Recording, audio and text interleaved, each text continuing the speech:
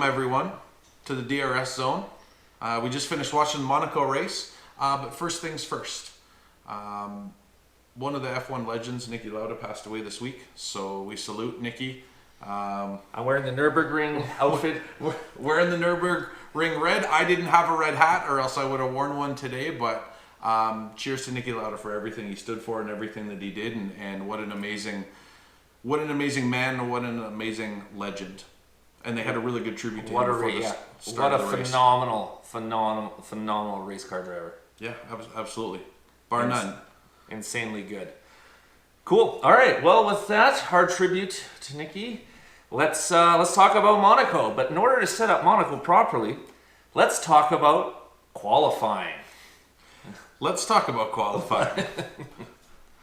If you've watched any of the last few races, it's pretty easy to figure out whom 1 and 2 were, because that's exactly how it worked out. Bottas, Mercedes 1-2, Hamilton pole, and Bottas.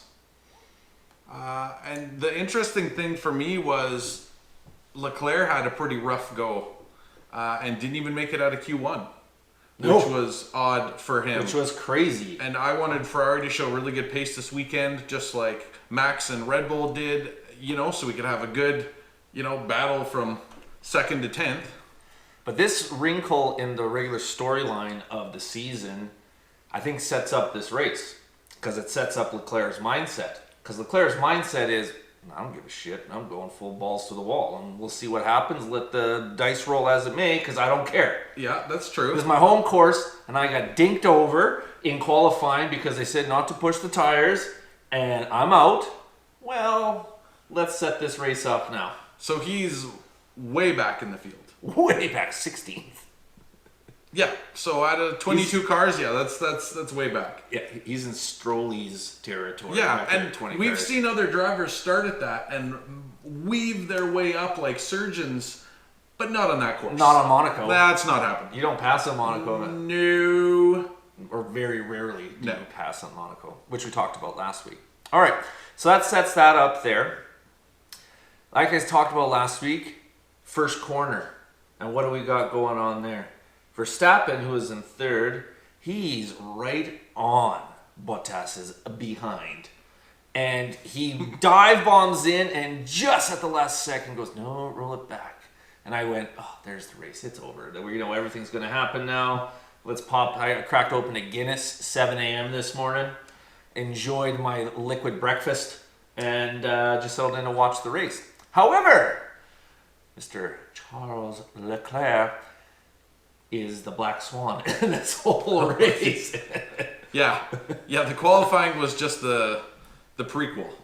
Yes, to the great verbiage, prequel. what was and ended up happening to him. And then, I mean, with the damage to the car. So first he blows the tire.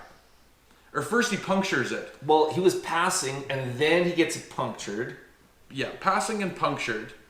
And then on that course especially, you're like, okay, maybe he can nurse it back to the garage until they showed the video clip approximately, let's say 10 seconds later, of that thing in full wire just destroying the back. Shredding. Of the car. It was like... It was literally like a pinwheel beating the carbon fiber off of his arrow on the bottom there. And so you go from there's rubber and now the wire's spinning everywhere and destroying the back of his car to there is no rubber. Yeah. And him limping into the pits. And he knew the damage on his car. I think even before they did in the pit, because they put new tires on him, he went out for half a lap and he's like, I can't drive it. No, because there's no downforce. No. He lost like half his downforce. That'd be scary. Half of his downforce was destroyed. That would be scary, man, to drive that car like that. Especially on that course. Yeah. So he made a wise decision for sure. But again, the prequel being, he retires at I don't know, lap 20? Something like that. Was it even 20 laps? But because of the damage, right, they go safety car. And because they go safety car, everybody pits. And then this sets up the remainder of the race. And that being that Verstappen gets released at almost like the same time Bottas does, or half a second after, and they have an incident Yep. in the pit lane, which later finds out that Verstappen gets a penalty for that. Also, Bottas is pitting everywhere. Like, he's got like 2-3 pits that screw him back a little bit. Mercedes screwed up there. So I'll say Mercedes and Ferrari's strategy screwed up with Bottas, screwed up with Leclerc in that race. But now you've got Hamilton at the beginning. You got Verstappen on his ass. And then you've got Vettel. And with Verstappen on his ass, he all of a sudden gets told over the radio, you got a 5-second penalty. Either you pit or it's coming off the clock. So he's like, well, I'm going to push Hamilton then, because that's what Max does. Yeah. He's like, yeah, like, that's what he does. And had he have gotten by him, then it maybe erases that whole penalty, and he gets on the podium. But it sets up a unique situation for the tire wear, because now Hamilton's on mediums, Yeah. and Verstappen and Vettel are on hards. So it sets up that Hamilton might have to pit again. Yeah. And which he makes very clear over the radio multiple times. And the announcers took the words right out of my mouth by saying, does he really want to do that? Because if we remember a few years ago in 2015, the crew listened to Hamilton as he complained about the tires. They brought him in, and then he didn't win that race. And then he was very vocal about it afterwards, although it was his decision. So this time, the crew chiefs are like, yeah, Hamilton, yeah, everything's good. Yep, just keep pushing. And he's like, have no, choice A or choice B. You pit and you get fifth, or you stay on the tires. Although they didn't say that. That's basically Toto didn't say that at all. He just said, nope, you should stay out there. Yeah, and try and nurse your tires. Well, you can nurse your tires maybe even if Vettel's behind you or something like that, because Vettel had a heat issue, so he couldn't get too close. Yeah. You cannot nurse tires with Verstappen on your behind, because there ain't nobody more aggressive in F1 trying to pass or push someone than Max Verstappen. Correct. And as soon as that radio call comes through to Hamilton, there's an interesting statistic in the race at lap, what was that, 40 or 50? Yes. Somewhere around there, is that Hamilton is, the leader of the race, is putting down the same lap times as the guy in 18th place. Yeah, Kubica. He's putting the same as Kubica because he's trying to hold it. In last place. Yeah. So you have the leader and the last place guy with the same lap time. So you know he is really trying to nurse those. Yeah. But you can see the graining on the tire, especially on the left one, because everything's clockwise at Monaco. So you always have pressure on your left tire because it's always taking the weight, right? And they know that from years and years and years past. So basically the way that the race sets up after that, and obviously there's some stuff going down in the back, and Giovinazzi hits, I think Leclerc at one point before he retires, and there's some stuff in the back that's not really affecting the front. No, it was funny though because it stopped 5 cars in that corner until he moved a little bit, and then everyone got sorted. Monaco settles out then, does the typical Monaco thing where nobody passes and everything's lapping around mid-race. But the interesting stuff happens a couple laps left to go. Because Verstappen can't get around Hamilton, and he's constantly on him. Yeah. Like, all the time. He'll get on him a couple laps, let off, and then he's back on him again, testing him. Like, but you're testing Hamilton, and Hamilton's going to pass that test. He's just that good. And he's going to defend. Yeah, and he's that good. Like, you're not going to get around him that easy. That's right. And for those 3 laps, he tried to pass him in the exact same spot, which was right by the swimming pool chicane. Yes. And he came closest, I think, 2 laps left, where they had a little touch of tire, which he went straight through, and again, just stayed. He didn't give up his position. He just stayed in the same position. Yeah. But that really was the end of the race. But they touched with 2 laps to go, right? Yep. Right? So they touched there, and they both kind of go through that chicane, but because it doesn't change anything. And now I'm going, oh man, that could have screwed up Hamilton's tires. Because he touched tire with the wing, right? I thought when that happened, that's the race for Hamilton.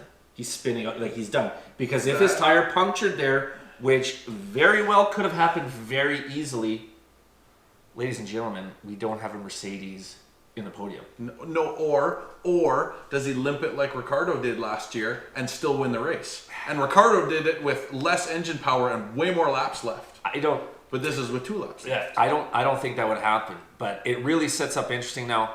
the way that works out, Hamilton crosses line first, then Verstappen, but Verstappen has a 5-second penalty. So then it goes to Vettel, and then it goes to Bottas. So Mercedes doesn't finish 1-2. Ferrari finishes second with Vettel, and Vettel just ran clean and smart, and he's gambling the whole time on their tires versus his, and he's saving tires. He's running good pace, but he's having heating issues, so he can't push as hard as he wants. Bottas got screwed over with that extra pit, I thought. I thought that was a wrong call by Mercedes, but it is what it is, because he had an extra pit above Hamilton. Right? Yes, he did. And this yielded the first race where they didn't finish 1-2. Exactly. So with that being the case, I would say, but they were in risk of Bottas not even finishing on the podium because Verstappen didn't take that penalty. Yeah, so even as they finished with Hamilton first and Verstappen second, Yeah. it pushed him back to fourth. Yes. Yeah. Yeah, so then it was Hamilton, Vettel. But they had to Bottas. pit anyways because of the puncture with Bottas, and it was not good timing by Mercedes with Red Bull. I think Mercedes showed that they're human, erred a little bit, Well, and again, was that not because of not as close to a back-to-back tire change as a couple of races ago, but they just had a little bit more split. They still did both cars in that safety car, one after another. And You can Bottas chalk was that the up to second just one. being racing, right? But I think Mercedes screwed up their timing just a little bit, which, you're human. It's like, and you're in the heat of the moment, so I get it. I get it. So I still think Mercedes ran a great race. I thought it was a great tribute for Nicky. You've got Ferrari and Mercedes on the podium. Mercedes first, his team. Vettel with Ferrari, and then you got Bottas after. 1, 2, 3. Absolutely. So it was really nice and fitting for that. And Monaco, and Nicky's won Monaco a bunch of times, and it's just, and that's the most prestigious race in F1, and that's I thought a fitting tribute. It was. I loved the band at the start playing his national anthem. They had some skydivers in the sky flying his flag. Like it was really well done, and a small piece of the tributes for such an amazing driver and what he did for the sport. I enjoyed this Monaco Grand Prix because usually they can get pretty boring all the way through, but this one had some action. And it was the FU attitude of Charles Leclerc that set it all off. That was the domino that kind of pushed over. That's right. And it almost had rain. Yes, yeah. By the way, 90% chance of rain, No. So we got the 10%. The whole race happened in the 10% chance that and there was no rain. Yeah, exactly. Classic. Boring. But that's okay. That's the weather. That's racing.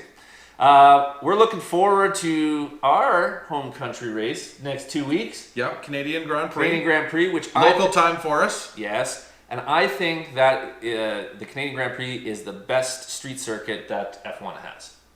It's got huge history with it too. A lot of action happens, a lot of passing, hairpin straights. It's got all the good stuff. It's going to be a lot of fun. That's pretty much it from the DRS zone. I'm Stretch. I'm Scotty. Everyone enjoy and thanks for watching. Like and subscribe, and we'll see you after the Canadian Grand Prix in 2 weeks. Woo!